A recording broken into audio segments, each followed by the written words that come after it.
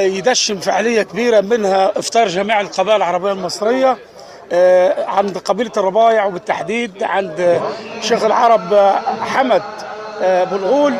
النهارده هنكونوا متواجدين، والحاج عطيه ابو الغول. طبعا انا في صحبه اخويا الفاضل الشيخ فراش الربيعي. يلا بينا نخشوا ونستمتعوا بهذا المنظر الجميل.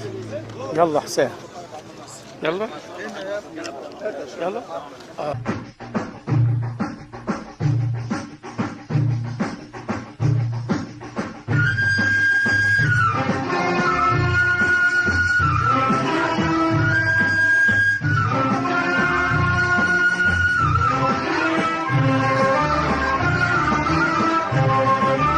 جمعوا الشعب المصري على مائدة واحدة.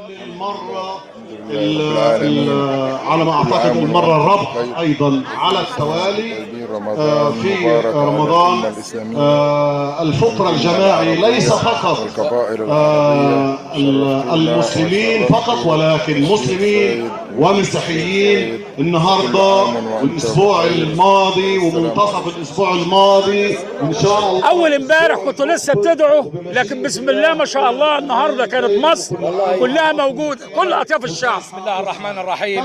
كيف ما يقولوا المحبة تستر، المحبة تستر، والحب لما يكون متواصل بين روافد الشعب المصري عائلاته وقبائل، من السهل أن تجمعهم في ساعات معدودة وليس أيام. كل سنة وانت طيب، ودايما مجمعين أطياف الشعب. عود الأيام وكل سنة وانتم طيبين، ومصر كلها بخير والقيادة المصرية بخير.